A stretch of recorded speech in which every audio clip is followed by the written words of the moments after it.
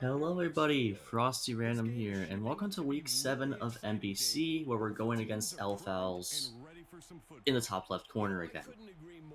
Um, what I'm actually going to be focusing on today is I'm going to tell you about football, as I'm playing Axis Football 2024 in the background, or in the foreground really.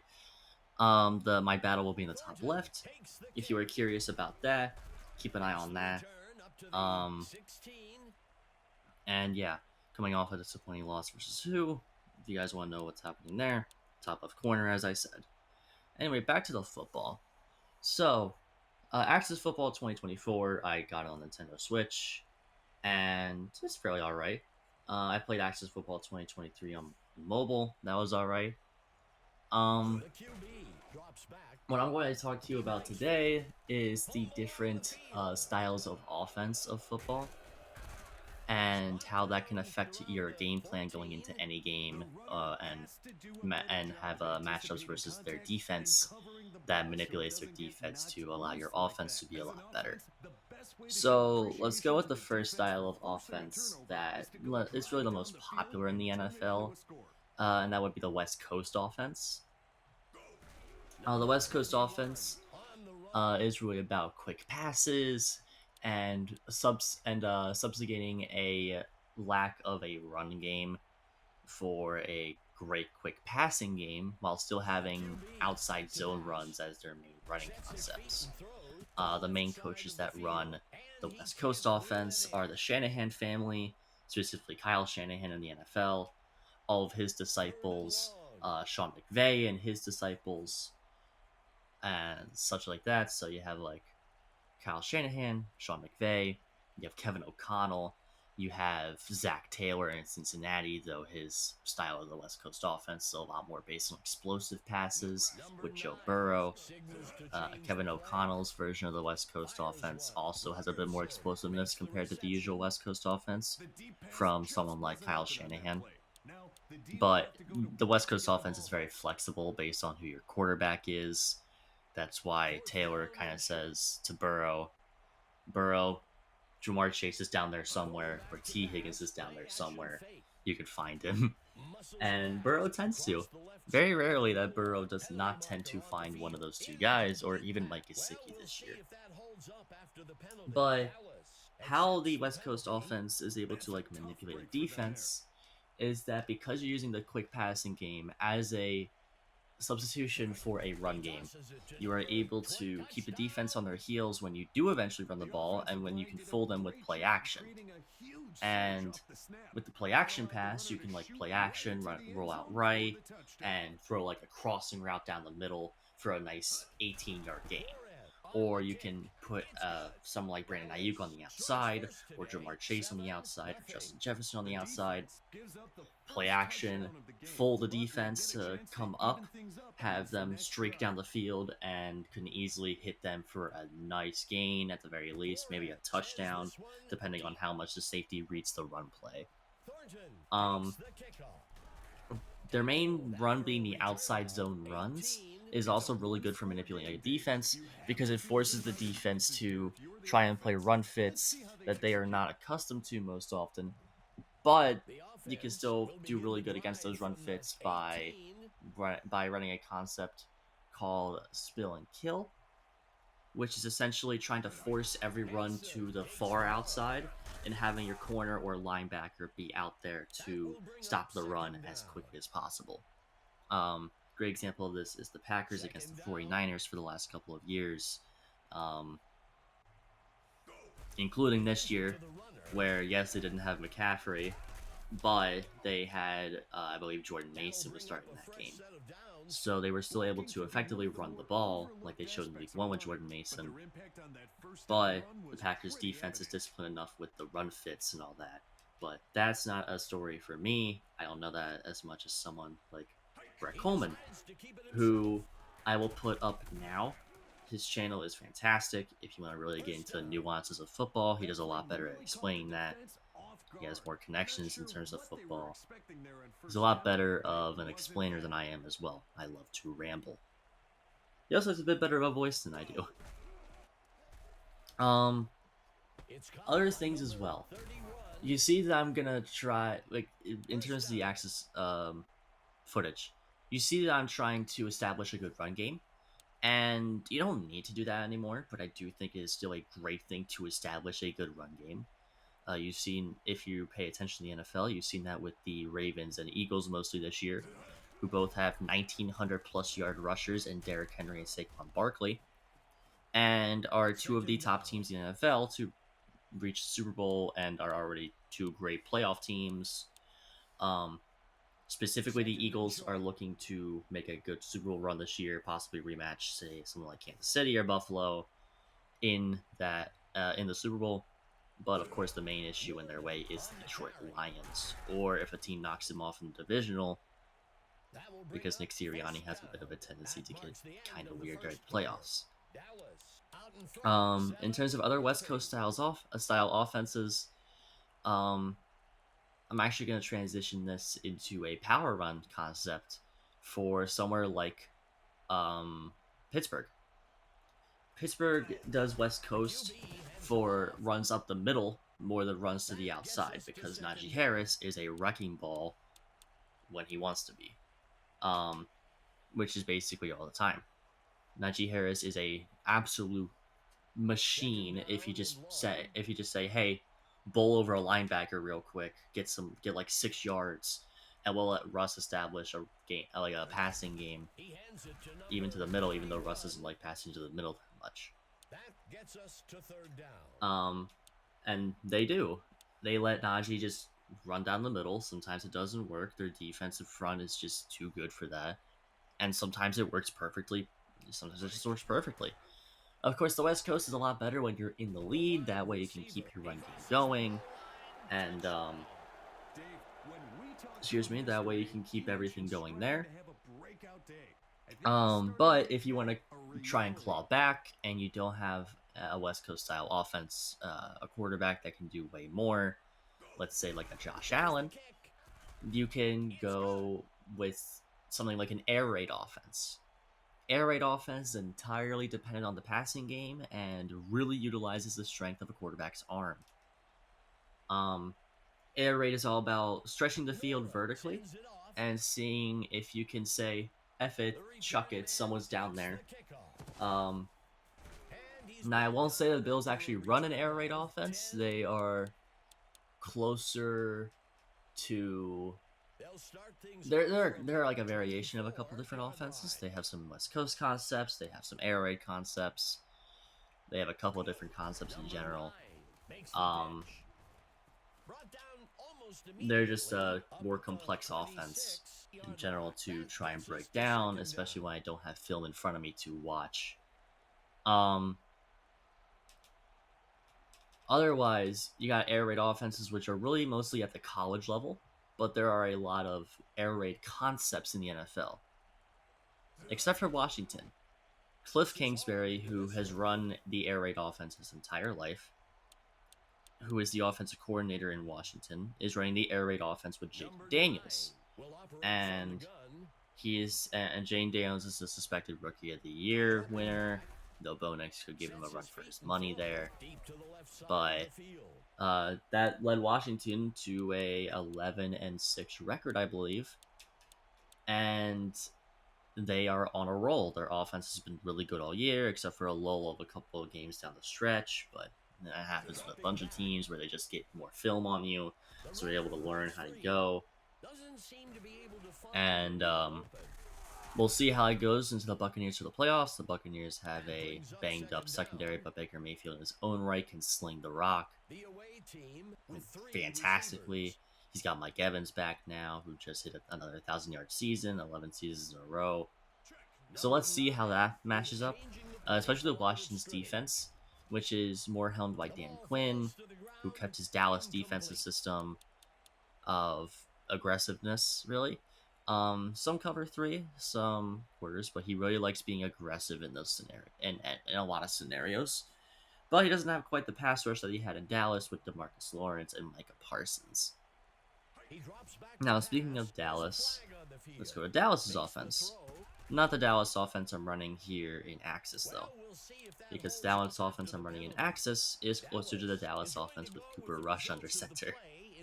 Um, which they do kind of run two different styles based on which quarterback they have. With Cooper Rush under center in the last couple of games after Dak Prescott got injured, they ran more of a West Coast style offense, which really took advantage of a quick passing game, kind of just making Cooper Rush comfortable, minimizing mistakes, kind of doing what they could. And I'll say Cooper Rush did manage that well. I do think he's a good backup quarterback. I don't think he's a starter though. Maybe a spot starter, a bridge quarterback, if you will, something like a Jacoby Brissett. But he did all right in that system. With Dak on the field, they kind of mix that West Coast concept with a bit more air raid concepts to try to stretch the field vertically as well, because they trust Dak's decision making and accuracy more than they do Cooper Rush's, and that allows Dak to just sling the rock wherever he wants. Essentially, he could effectively pull an F it CD Lambs down there somewhere strategy, and they can establish a run game later on, even though they didn't not do that this year that well until Rico Dowdle did really well and they started running with Cooper Rush under center. But that can be a bit of an issue. There's a lot of coverages that can beat the that can beat the Dallas offense. There's a lot of offensive schemes that can beat the Dallas defense too. We saw that all year. Um, and of course, Dallas's lack of a running game ended up being pretty bad when most of the league is running two high safety looks with something like a match quarters defense or a cover two and a cover four even. So that did put a hamper on the verticality of a lot of offenses. That's why the Ravens and Eagles are two of the top teams, and they had really good rushing attacks. The Lions had two 1,000-yard rushers, and they are the number one seed in the NFC. The Chiefs are the Chiefs, and they have Devil Magic, the number one seed in the AFC.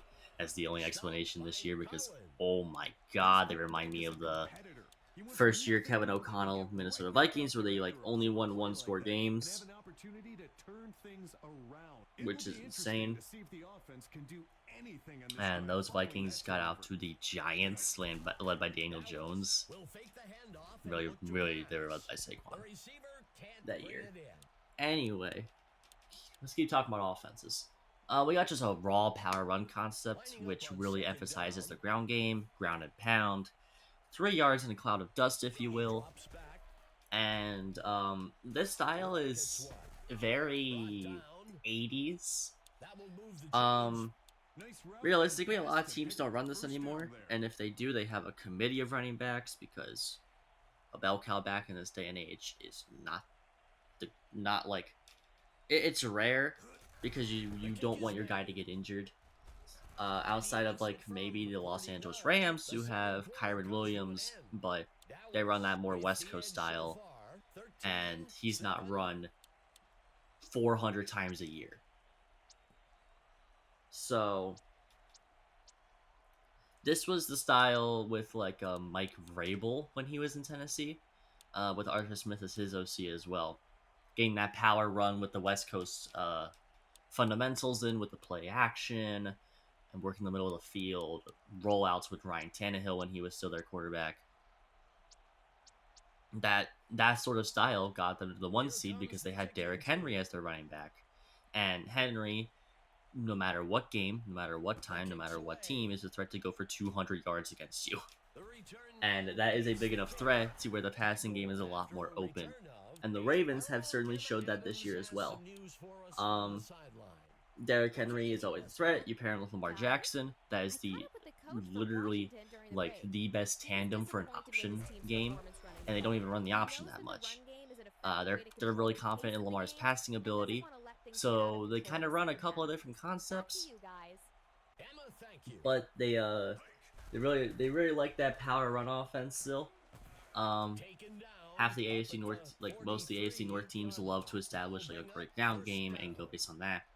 Then you have Cincinnati, who really just says, go Joe Burrow. And Joe Burrow decides to become an MVP.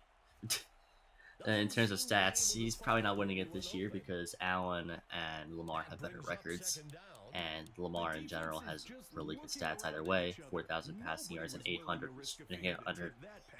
rushing yards. Excuse me, but other teams that kind of run like power run sort of offenses, kind of Atlanta. They did for a while there with Arthur Smith as their head coach. With Raheem Morris, I'm not fully sure what their scheme is.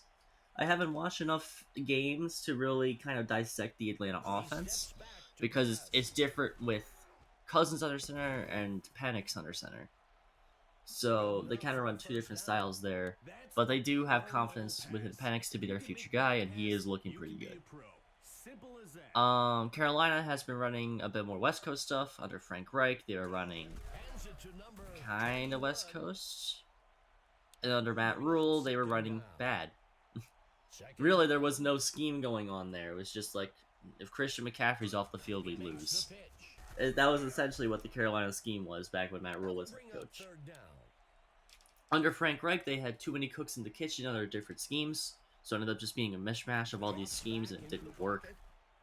And under Brian Callahan now, they've established a good base for their ground game with Chuba Hubbard.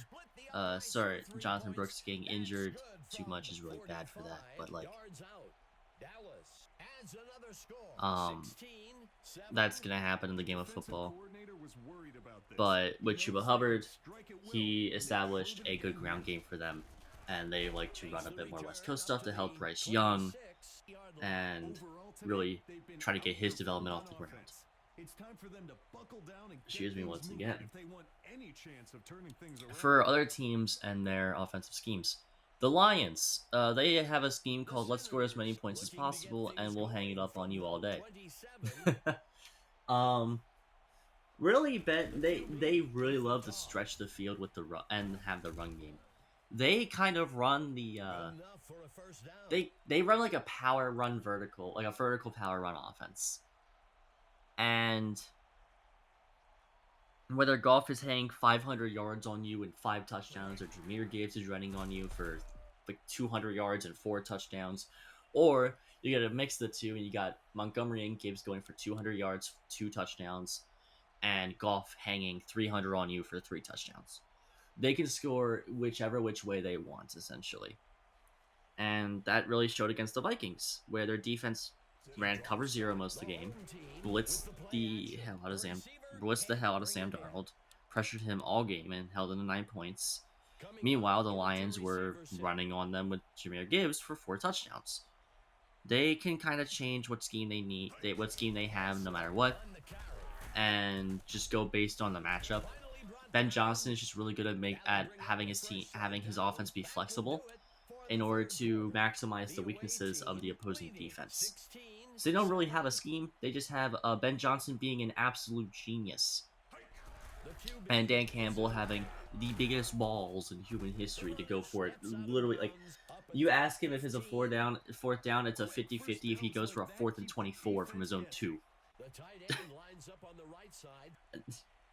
I feel like I'm not joking, but like, I'm joking, but it feels like I'm not with Dan Campbell sometimes. Anyway, in terms of more offensive schemes, you have the full-on air raid, which I said is in college. You have the power run, which is more of an 80s style, but you still have a lot of concepts.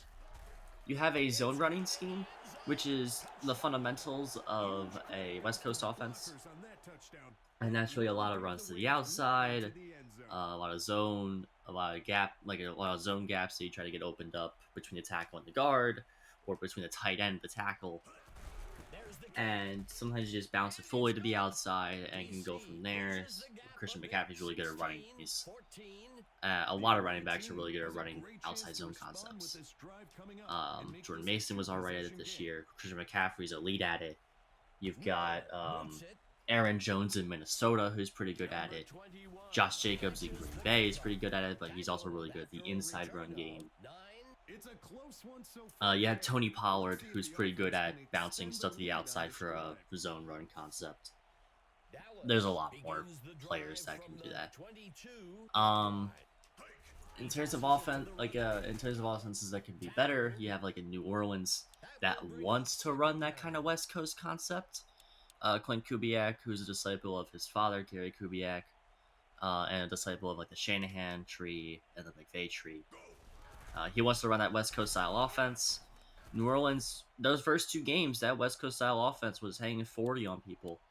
Of course, it was against the horrible Panthers, who got their act together later in the year, and the husk of a defensive coordinator that is Mike Zimmer in Dallas. After that, their offense crashed back down to earth, but Clint Kubiak stayed. He got shut out against Green Bay, but he was playing with Spencer Rattler in that game, who didn't run that type of style of offense in college and was a fifth round pick. Though I will say Rattler did look alright in a couple of games. I don't think he played the worst out of the rookie QBs, but well, just stop it there with New Orleans because reviewing their season is traumatizing for them. Other teams we could talk about here. The New England Patriots. They just fired their head coach Gerard Mayo, but he kind of ran the same offense that Belichick did, same with the same defense.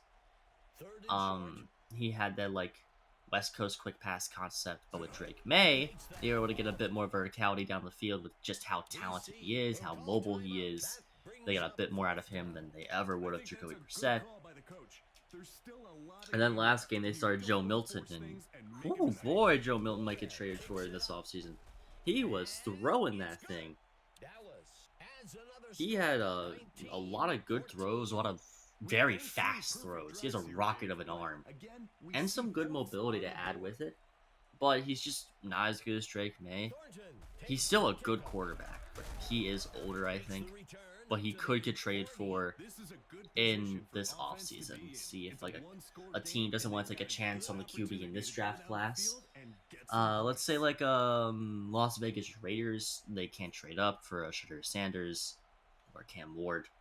So they go, all right, let's trade for Joe Milton and see if he can be that spark that our offense needs.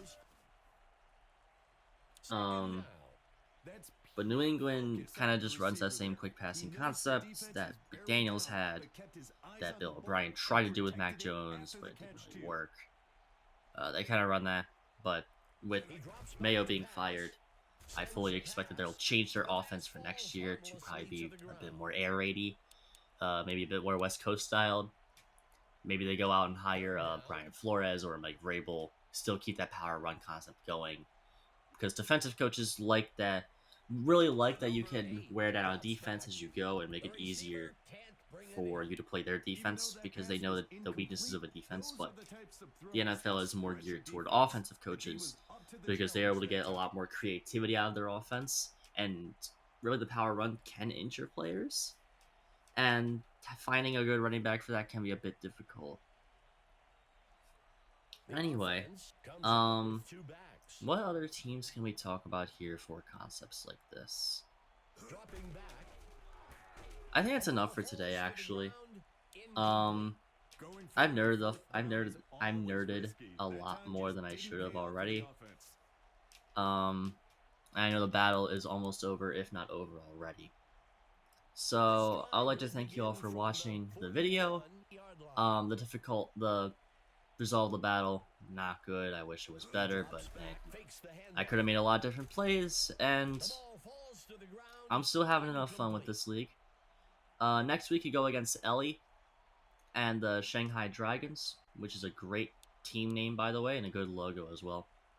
And let's see if we can beat Ellie and try and turn the season around, because surprisingly, I'm still not eliminated from playoffs after this loss to Elf Owls. But thank you all for watching this video, and I'll see you all next time. Bye, everybody.